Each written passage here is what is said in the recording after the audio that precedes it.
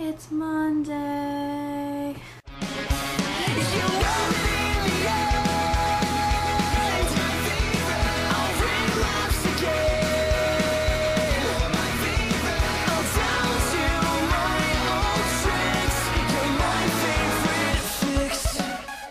Kristen, you asked where we would go if we could go anywhere in the world, and why would we go there? In order, I would go to Galesburg, Illinois, and Knox College, where my girlfriend is. Or I would go to Oberlin in Ohio, where my girlfriend by proxy is. Or I would go to Texas, where Alex is. Yeah. Or I would go to Mexico with Ramona and Hannah. Yeah. Carly, you asked if we watch award shows. I watch the Tony Awards, and sometimes I watch the Country Music Awards. I don't really watch anything besides that. You also asked what our worst problems with technology are. And, okay, so I had this one printer, and this printer, like, hated me. And so every time I would try to print out my homework, and it would be like 3 in the morning, because I only would do my homework really late at night. So it'd be like 3 in the morning, I'd be trying to print out my homework, and it'd be like, homework, print it out, what the fuck ever. And then it wouldn't print out my homework, and I would have to, you know, sit there and try to fix it at 3 in the morning with like a flashlight. Kathleen, you challenged us to dance. I don't want to dance. I'm tired. I haven't slept yet. Maybe I'll link to a video of me dancing something else here. We're down to 88. I'm sad. Okay.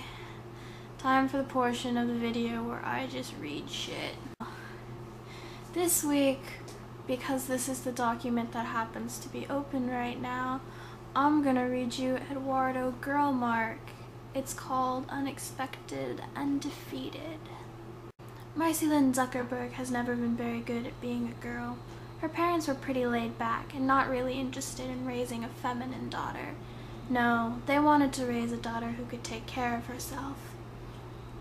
Her mother sent her to dance lessons, which she was not especially good at, but was also not especially bad at, and her father sent her to karate lessons, which she was also neither especially good or bad at.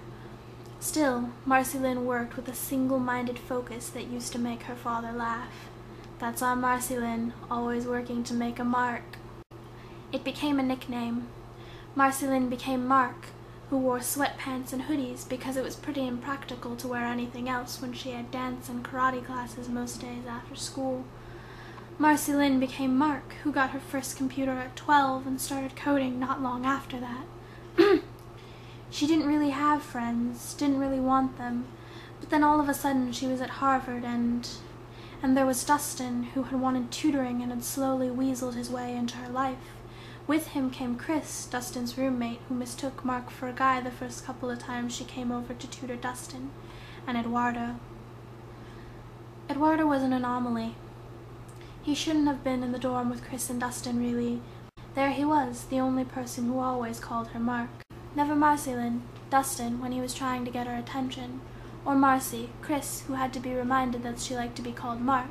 Or Miss Zuckerberg, all of her professors. Or Lynn, some girl in one of Mark's classes who probably thought she was being cute. Instead, Mark, would you like another beer? Hello, Mark, it's nice to see you again. Being drunk is an excuse to grope Mark, Dustin. You should get some rest, Mark. There's a party this weekend, Mark. Would you like to go? Hey, Mark, I got you your usual. Don't say that, Mark. You're just bitter because you're not dating anyone right now. Drink some water, Mark. You're too pretty to die drunk. Why aren't you wearing a jacket in this weather, Mark? I'm always here for you, Mark. Please don't forget to go to class, Mark. You are very drunk, Mark. May I kiss you, Mark? Just Mark. Only Mark. Carly and Aaron, I will see you tomorrow.